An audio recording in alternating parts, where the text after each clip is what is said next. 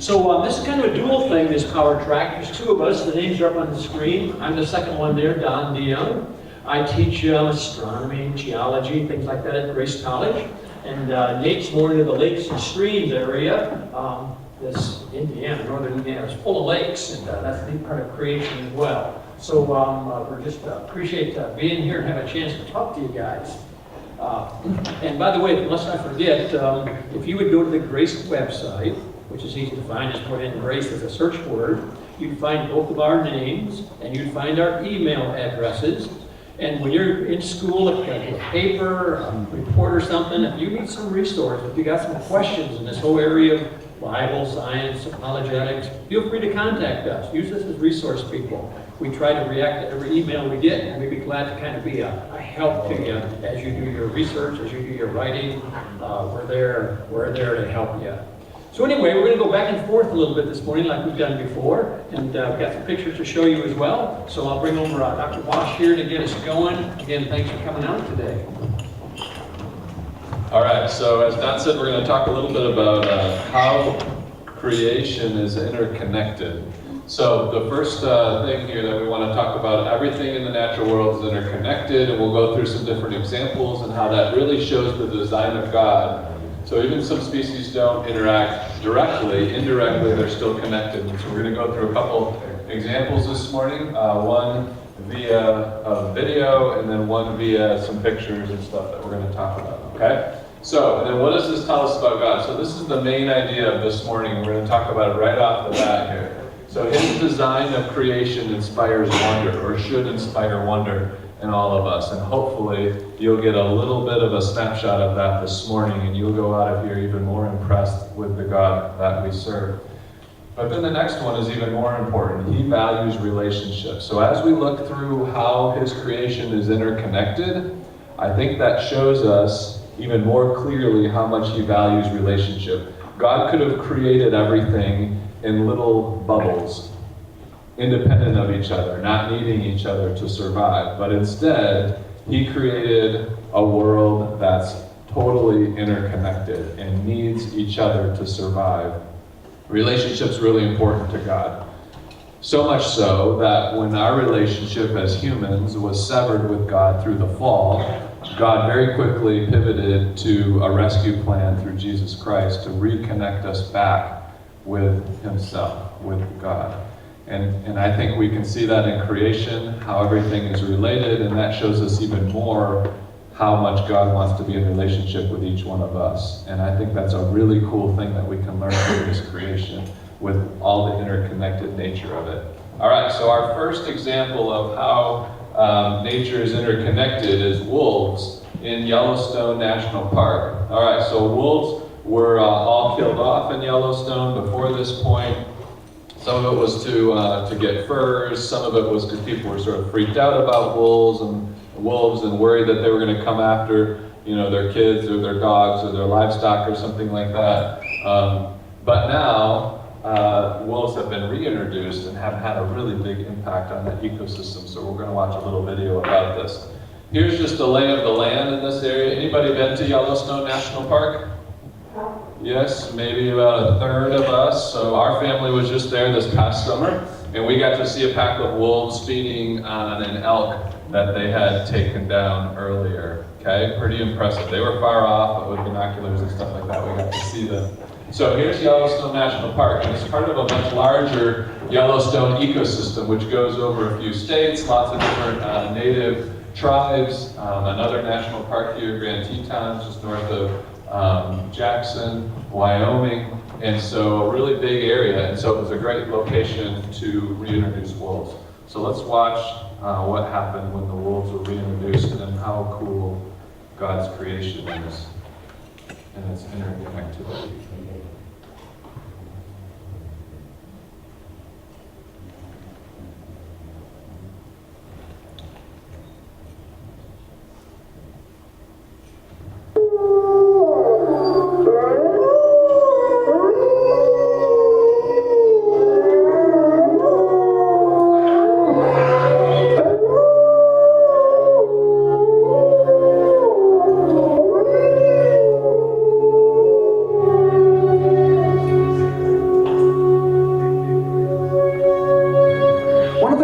exciting scientific findings of the past half-century has been the discovery of widespread trophic cascades. A trophic cascade is an ecological process which starts at the top of the food chain and tumbles all the way down to the bottom. And the classic example is what happened in the Yellowstone National Park in the United States when wolves were reintroduced in 1995. Now, we all know that wolves kill various species of animals, but perhaps we're slightly less aware that they give life to many others. Before the wolves turned up, they'd been absent for 70 years. The numbers of deer, because there was nothing to hunt them, had built up and built up in the Yellowstone Park, and despite efforts by humans to control them, they'd managed to reduce much of the vegetation there to almost nothing. They'd just grazed it away. But as soon as the wolves arrived, even though they were few in number, they started to have the most remarkable effects. First, of course, they killed some of the deer, but that wasn't the major thing. Much more significantly, they radically changed the behavior of the deer. The deer started avoiding certain parts of the park, the places where they could be trapped most easily, particularly the valleys and the gorges. And immediately those places started to regenerate. In some areas, the height of the trees quintupled in just 6 years. Bare valley sides quickly became forests of aspen and willow and cottonwood. And as soon as that happened, the birds started moving in. The number of songbirds and migratory birds started to increase greatly. The number of beavers started to increase because beavers like to eat the trees. And beavers, like wolves, are ecosystem engineers. They create niches for other species. And the dams they built in the rivers provided habitats for otters and muskrats and ducks and fish and reptiles and amphibians. The wolves killed coyotes, and as a result of that, the number of rabbits and mice began to rise, which meant more hawks, more weasels, more foxes, more badgers. Ravens and bald eagles came down to feed on the carrion that the wolves had left. Bears fed on it too, and their population began to rise as well, partly also because there were more berries growing on the regenerating shrubs. And the bears reinforced the impact of the wolves by killing some of the calves of the deer. But here's where it gets really interesting. The wolves changed the behavior of the rivers. They began to meander less, there was less erosion, the channels narrowed, more pools formed, more riffle sections, all of which were great for wildlife habitat. The rivers changed in response to the wolves. And the reason was that the regenerating forests stabilized the banks so that they collapsed less often, so that the rivers became more fixed in their course. Similarly, by driving the deer out of some places and the vegetation recovering on the valley sides, there was less soil erosion because the vegetation stabilized that as well. So the wolves, small in number, transformed not just the ecosystem of the Yellowstone National Park, this huge area of land, but also its physical geography.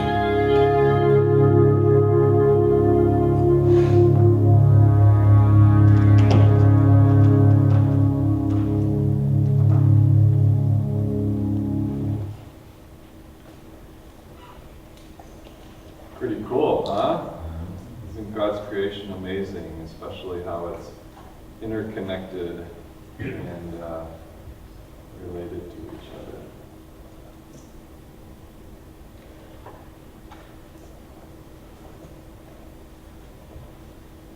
All right, so I've got another example. This one, we are going to attempt to connect the fact that the Earth is a curved sphere with your ability to enjoy beaches in California. Okay? So come with me on this journey to connect the two, all right? It's going to take a few steps to get there, but let's look at this. All right, so this is a little bit more Don's area than mine, but the Earth is a sphere, right? So when you have a beam of light shining on that, near the equator, that beam of light is going to be more concentrated, right, than it will be near the poles. And so you see how we've got more diffused solar, so this energy is spread over a larger surface area than it is here.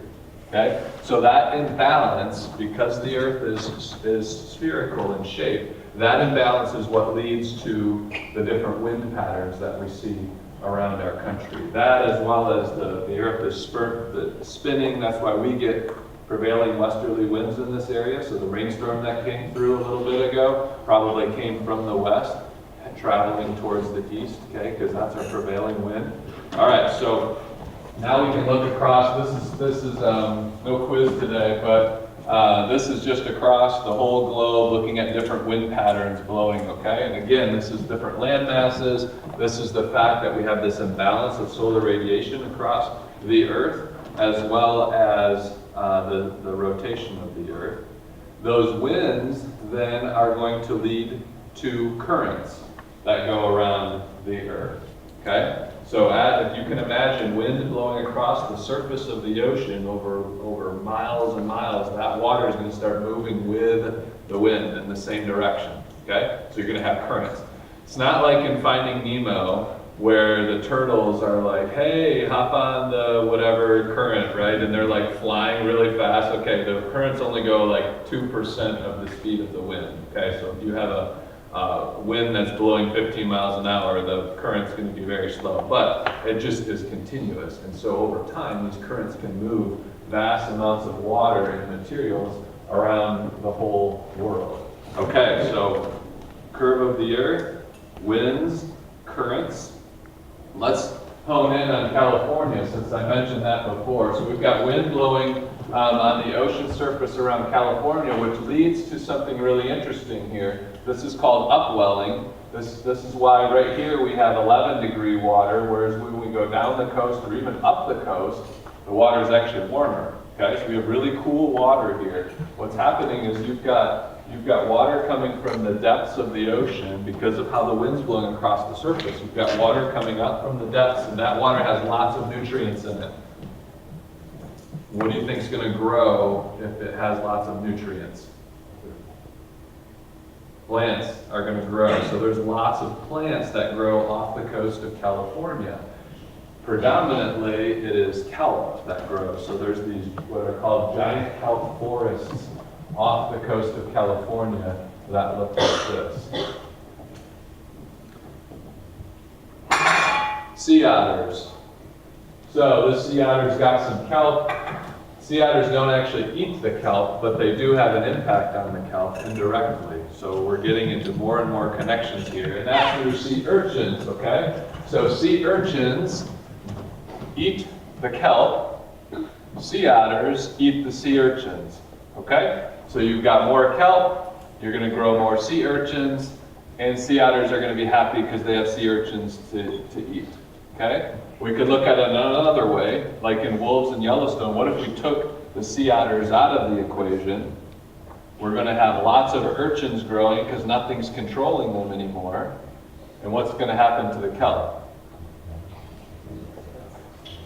Kelp's going to go away, right? Because there's going to be so many urchins that they're going to eat all the kelp. Okay? So we've got connections here. So now we're all the way connected from the curve of the Earth all the way to sea otters and sea urchins and kelp. All right, we can go. This is just another way of saying what I just said, okay? In a little bit more a different pictorial form. So we've got otters, we've got urchins, and we've got kelp. But we can add even more complication to this. What eats the sea otters? Killer whales, orcas, can eat the sea otters, right? So if we've got lots of orcas eating sea otters, the sea otter population will go down. What's going to happen to the urchin population? It's going to go up. What's going to happen to the kelp population? It's going to go down, right? So we're going, this is called the trophic cascade, similar to wolves in Yellowstone. But it can get even more complicated than that, because orcas don't just eat sea otters, they also eat seals. Okay? So, these orcas are smart, and if there's lots of seals around, they'll switch over to eating seals rather than eating sea otters. So if they switch over to eating seals, the sea otter population will go up, urchins will go down. What's going to happen to kelp? Kelp will go up, okay? All right. And we can add another connection here too. So we've got beaches. Remember I said in the end we want to connect the curve of the earth all the way to beaches in California. And now we've got the last piece of the puzzle. Kelp, you have these giant forests of kelp out along the coast in California. That's going to help cut down beach erosion. It's going to help buffer some of those waves that are coming in to the coast of California. So we've now connected the curve of the earth, that difference in solar radiation, which leads to wind patterns, which leads to currents, which leads to nutrients coming up to the coast of California, which leads to kelp growing off California, which leads to beaches on California. And killer whales can shift it in one direction or another depending on if they're eating seals or sea otters. Isn't God's creation amazing? Yes. All of those cool connections there, all the way from the curve of the earth to us being able to hang out on beaches in California. All right, let's figure out what's in these little tubes, Don. Another design example.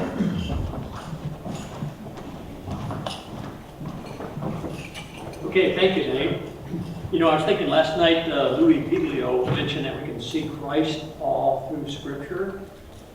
I think the point we're making is that we can see God's fingerprint all through nature. And the way He's put this together for our well-being, it's amazing to look at. So again, we enjoy science. That's kind of our calling, and it's all God's testimony. So yeah, I'm going to mention a couple of examples of design in nature. Again, just to show how everything works together. And so here's the first one. I don't know if you got one of those little capsules. I only had a few of them, but you took kind of a glance at it. These look like little black things. I don't know. They look like fish hooks or something. They look like little arrows. So anyway, if you got close to one, anybody have a guess of what they are? What do you think? Is it a seed or some kind? Are you saying seeds? Of course they are. Those are seeds. They're very interesting seeds. They're a plant that lives in Arizona. Here's the name of it. It's a weed, but you know that's just because it lives on its own. And the seed is actually the little arrowhead point at the bottom. And these are the most amazing plants, I think, showing design. They're up there in the desert, and you have this plant that grows, and then these break off and they go flying through the air, and they hit the sand. This is the desert area. There's nobody there to care for them. So what this crazy thing does, as the moisture changes in the air, it drills itself into the ground. It's a self-planting seed. I mean, think about God's design to care for things in different ways. I don't think they've made any corn like that yet that can be self-planting, but that's what this seed does. You can kind of see a little bit of a spiral in it, again, the one that was in the test tube. And again, as moisture changes from day and night, this thing turns, and down it goes, and then it grows and makes a new plant, and onward it travels. A self-planting seed. I think that's just a great example of design. And you know, it has like that spiral on it. And the more we look at nature, there are spirals all over the place. I think God likes that design. There's a whole lot of math behind it as well, including even something called Fibonacci numbers. But that's for another day, another momentum, another talk. Here's just some spirals that we find around us. There's an ammonite shell. There's a vine that might be growing in your backyard, and even galaxies. At least some of them have this spiral structure. Here's this, interrelated again, this copy, this pattern that we see through nature, spirals of all sorts. I wish I could do the math of those with you. It's really intriguing, but we must move on. And let me mention that there's even something practical about these spirals. There's a company actually down in Australia, and what they were doing is they were studying the calla lily. That's what that flower blossom is, and it's got a spiral in the blossom. And they made a copy of that, and they 3D printed and all that. And they come up to realize that if you can make they call it an impeller, it's like a propeller, and it's in the shape of this calla lily, but it's made out of metal. And this turns out to be a very efficient way to move water, like a water pump. So they patented this thing, and they're finding out this is the best possible design. Now, some of these spirals in nature do that as well to stir up the air, and now they're copying that flower to make this interesting impeller. They have a lot of those, by the way, in water towers. It keeps the water stirred up so that it stays healthy. I like this idea of using nature to come up with new products, solutions to problems. The idea of spirals, it goes on and on. By the way, I just had a few of those test tubes with those filiary seeds in it. If you'd like to keep one of those, if you've got one, that'd be fine. If you know someone who's doing some homeschool or some maybe younger than you that's working on a project, you might give that to them. The challenge is you take those seeds, take it out of the test tube and put it in water. And the thing slowly unwinds. I mean, it takes a half hour, but you can just see that thing is sort of pushing itself if it was underground. Then if you dry it out, it kind of winds back up again. That seed is alive. It actually moves back and forth with moisture. So anyway, if you happen to end up with one, you're welcome to keep it as a souvenir for momentum. Well, that was one design area, cell planting seeds. What will God think of next? So let me just go in another direction now for another design idea. Let's go to the sky. Let's go to space. Our nearest neighbor, it really is the moon, 230,000 miles away. Here's a triple picture of a moon with some sort of an eclipse going on. That happens once or twice a year when the moon moves to the Earth's shadow. So the moon. There's been lots of ideas on how it got to be in the sky. You know, scientists have to come up with their own theories. They had the fission theory, the capture, the nebular theory, the collision theory. None of them work. The moon continues to be a mystery to natural science. In fact, the origin of anything is a mystery, but we know who put it together. One thing I like about the whole creation viewpoint that Nate and I promote and dearly love is so that you say God put the moon in the sky. It is not by chance, it's not by accident, but there's reasons for it. So think with me, I know it's early in the morning, but why did God put the moon in the sky? I think there are reasons. Would you miss it if it was gone? Does the moon do anything for you? Not really. So we're thinking what the moon's good for. I know the first one that comes to mind, you say, well, the tides. Of course, here we are stuck in Indiana, but you know, the tides in the ocean, they're going on somewhere. Anybody got other ideas for what the moon does for us? Yes? Controls the tides. The tides. Of course, the moon and the sun, they both cause that. You know, that's an invisible gravity force. We don't know what it is, but back and forth the water goes, moving millions of tons of water. Gravity is a very significant force. Yep, that's definitely one thing that happens, and it keeps the ocean stirred up. You got another one for us? Well, it reflects sunlight at night. So, A night light. That was almost too easy. You kind of pass it by, but yeah. You know, I was given a talk somewhere. I think it was on a campus, a university, and they weren't a very friendly crowd. And this topic came up, and I said, the moon is useful as a nightlight. And this guy jumped up and said, that's baloney. We don't need the moon, we've got flashlights. And I said, is that the best you can do to challenge the creation viewpoint? Agreed, we got flashlights and we got street lights, but for a lot of people in the world, that moonlight's important. And certainly during all of history it has been. So I like that nightlight idea. Hey, we got to keep moving on. So I'm just going to show you a list because I started doing some things here that the moon does for us. It's this and more. So a nightlight. Now I got the C words there. The moon is so dependable in its orbit, in its motion. You can tell time by it. You can tell direction. You can tell the seasons, calendar. In fact, speaking of seasons, we've learned in just recent years that the moon is why we have our seasons. If you didn't have any moon, the Earth's axis would wobble. It'd be crazy. We'd never know whether it's going to be the next summer or a hotter summer. It keeps the Earth with its 23.5-degree tilt, so thank you, Lord, for the moon giving us seasons. The list goes on, there's the tides, and the last thing I put on the list there was life. And by that I mean your life and mine, because we depend on the moon. It goes like this. The moon causes the tides, back and forth the water goes, keeping the ocean stirred up. Estimates are that about half of the ocean currents are due to the moon tides. Well, what if there was no moon? No tides. The ocean would largely become stagnant. And without that kind of motion, the life of the ocean would die. There goes all your seafood. And you know there's also a lot of plants. Are there plants in the ocean?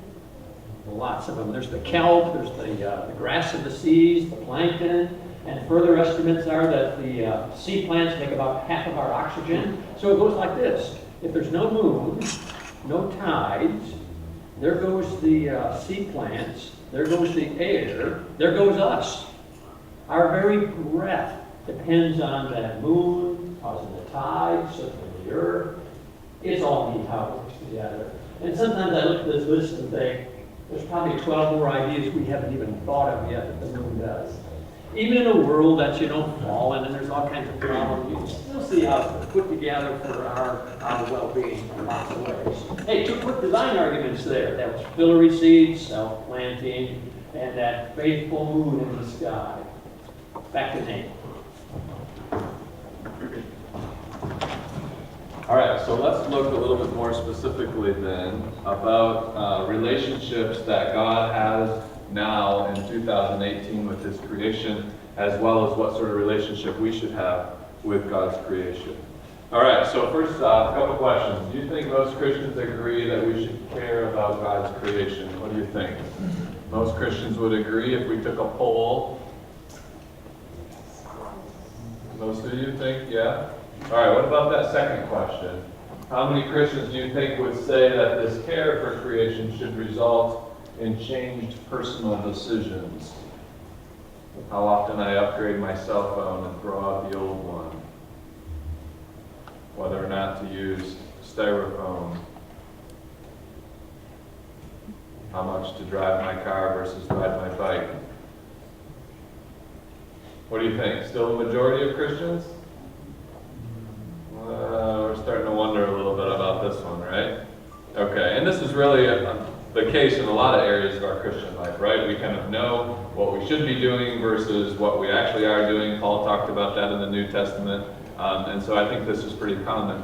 Hopefully here we'll give a little bit of thought to what this relationship should look like, and then I leave it up to all of you to think about in your life how that's going to impact your daily decisions, okay? And then hopefully you guys can encourage others around you likewise. So I've been pulling together since 2000, so 18 years now, different Bible passages that say something about God's creation, whether how we should relate to it or whether how God relates to it. And I've been pulling these together, not with any sort of preconceived idea of how it was all going to fit. But as we did this, as I worked on this, some themes have come up from that. And I'm going to share some of those themes with you guys today. For God relating and how we should relate to the natural world. So this is just kind of my current thinking on this, and even you guys might think of some other scripture passages even that are not up here. And let me know about that afterwards or email me or something, and this is continuing to grow over time. All right, so let's start with God's relationship to the natural world. So He's the creator and the sustainer, and I think the sustainer part is what we often forget about. Okay, so God is actively sustaining. My most favorite chapter in the whole Bible is Psalm 104. So write that one down and check that one out later. It's all about how God is actively sustaining His creation even now, all the way down to birds getting fed and water flowing through streams and fires that are helping reset and replenish nutrient stores and rain clouds forming over mountains, all kinds of cool things. I actually used this psalm as an exam review for one of my exams in one of my college classes at Grace College. So really cool. All right, God retains ownership of the natural world. This is another one that I think we forget about. We read in Genesis how God gave us the responsibility to care for creation, but He never said it's ours. Okay? It's still very obviously His. Even Psalm 24:1, the earth is the Lord's and everything in it. The earth is the Lord's. Not the earth was the Lord's until He gave it to people. Okay? He still owns it. We're simply stewards of His creation. Much like we often talk, or probably more often in our churches, we talk about financial stewardship, right? All money is God's money, but He entrusts some of it to us to use it responsibly. Okay? Same thing with God's creation. It's His, for sure it's His, and He asks us to help care for it. All right, one more slide on God's relationship to the natural world. God values His creation. God values His creation. Okay, we see that in the flood account. We see that 2 of each kind.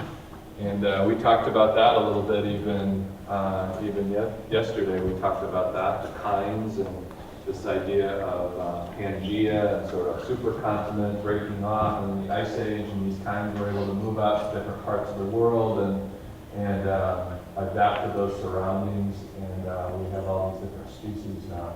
So the flood account shows us that He values. If He didn't value His creation, He would have. If He only valued, Noah and his family, He would have put them on the ark and nothing else.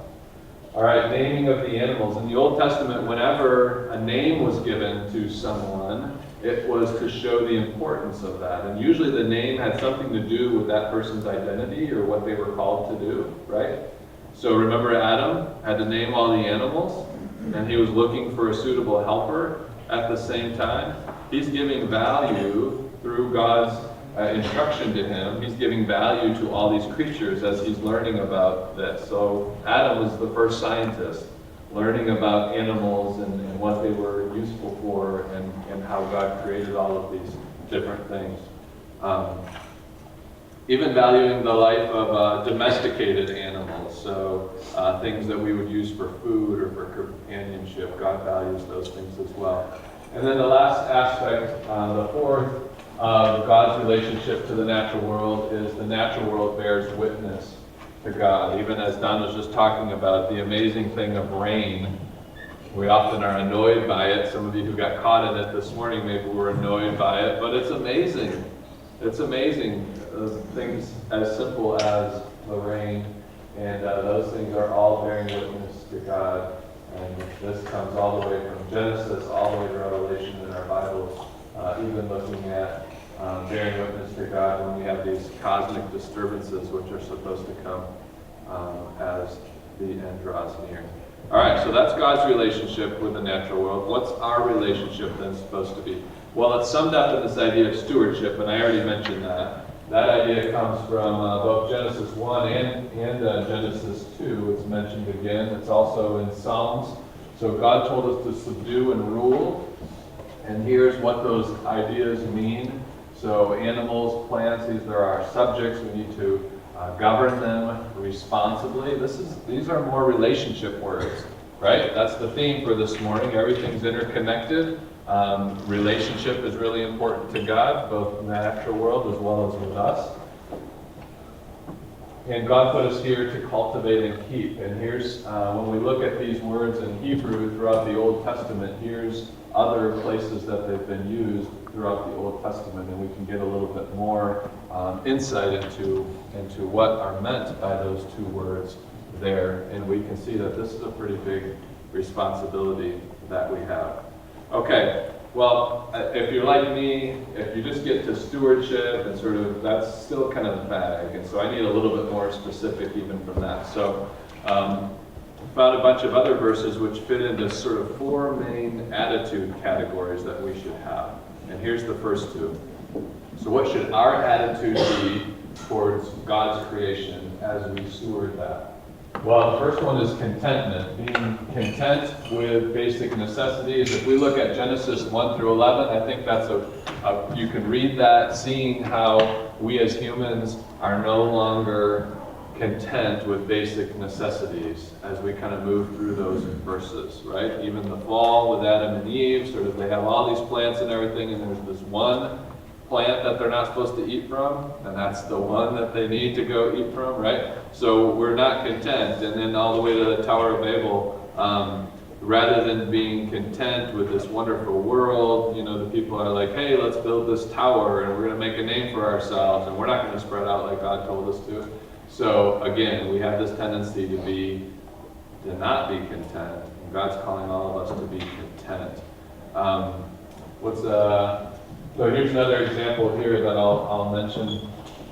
In Deuteronomy 22:6 and 7, it says, if you come across a mother bird laying on eggs in a nest, you can eat the eggs, but don't eat the mother bird. Some of us might be kind of like, what a bizarre sort of a law to write in the Bible, right? But you think about it, and it's an issue of contentment, okay? If you eat those eggs, that mother bird's going to be able to lay more eggs, and you're going to be able to eat other eggs. But if you also eat the mother bird, sure, maybe you'll have a little bigger meal that one time, okay? But that mother bird's no longer there to lay more eggs in the future, okay? So you're hurting nature's ability to be fruitful and multiply. All right, so contentment and unselfishness is very much related to contentment. Especially the Bible talks a lot about being unselfish with poor and future generations. We see that through the Old Testament as well as into the New Testament. And I think unselfishness is a pretty common thing that's talked about in a lot of parts. Even Jesus talking about helping the least of these and loving our neighbors as ourselves. And ideas of environmental justice, and I teach a lot about that in some of the classes. All right, that I teach on campus. So here's our last two attitudes that we should have as Christians towards the natural world. Humility is one. So let's be a little bit humble in how we perceive ourselves with the rest of the natural world. Sure, God tells us that we are in His image and we are separate from the rest of the non-human world. But He still values the non-human world as well, and so let's be a little bit humble in how we view ourselves. So, two subpoints here: God knows best. These different principles are for our own good, like I was giving the example of the eggs and the mother bird. God values nature's fruitfulness as well. So here's an interesting thing. So oftentimes we think about the mandate to us as humans to be fruitful and multiply and fill the earth, right? I like to talk to my students on campus. Do you think we've accomplished that? Do you think 7 billion people has filled the earth? And we have this really fun debate and stuff like that. We're not going to go there today. But that's something interesting to think about. But God also gave that same mandate to the rest of creation. He says it both in Genesis 1:22 and Genesis 8:17. Animals are mandated to be fruitful and multiply and fill the earth. So how do we sometimes, as humans, make certain choices which limit the rest of creation's ability to follow what God told it to do? I think that's an interesting thing to think about. Sometimes we can do certain things which limit the fruitfulness of the rest of creation. And I think with an attitude of humility there, we can make some better choices sometimes. All right, and then I think the last one is witness. I have the opportunity of being an environmental scientist, and that's a field where there's not a lot of Christians working, right? I think we can all understand that. There's political reasons for that and lots of reasons with history and stuff like that, but that's sort of the reality. So it's amazing when I'm out there working on different environmental things, and I'm linked arms with non-Christians, and they're like, Nate, why do you care so much about the environment? You're a Christian. Like, that normally those two things don't go together, and it's a wonderful opportunity to share my faith and say, well, I believe God created it, and He told me in the Bible that I better take care of it. So that's why I'm doing it. Why are you doing it? You know, so we can have really cool conversations. And I think whenever, in any area of our life, when we're following what God's plan is, that's the most amazing witness to a non-believing world around us. And looking at God's creation and being proper stewards is a great example of that. All right, so here's our last slide. Let me just summarize this, and then Don will close for us. So, God is the creator and sustainer of the natural world. He's still actively sustaining the natural world. And what's so cool is He invites us into that. He invites us into relationship with Him through Jesus Christ, and He invites us in that ongoing sustaining of His creation, which I think is just an amazing opportunity for all of us. He still retains ownership of it, okay? So we're caretakers, we don't own it. He values all of these kinds that He made, and now all these really interesting species that we have around. And this natural world bears amazing witness to God, and we've seen that today with all these interconnections and these design examples. Our response then is to be content, unselfish, humble, and we can be a wonderful witness to the world around us. And really these are words in any area of the Christian life, not just in looking at God's creation, that we can work on. So, pretty cool. All right, Don, can you close for us? Okay, thank you, Nate. I got a little technical there. Hey, if you want to follow up and do more of this stuff, we have a Momentum bookstore. Have you been in there? There's a book there that it covers space, talking about Bible science and how astronomy works. There's another book that talks about the weather, how God works that whole system. There's even a book there that has experiments that you can do in the kitchen, Bible science object lessons. So take a walk to the bookstore and see what you can find there. So we're not all science majors, thank goodness. You know, God's gifted us in different areas. But I think what we're saying here this morning is that the more we know about nature and how it all works, just the more we get out of life. We'll notice things. So by all means, make nature a hobby. And again, if you need any help here as you go back to school in the fall, Nate and I take us as resource people, contact Grace. We're glad to try to answer questions that you have.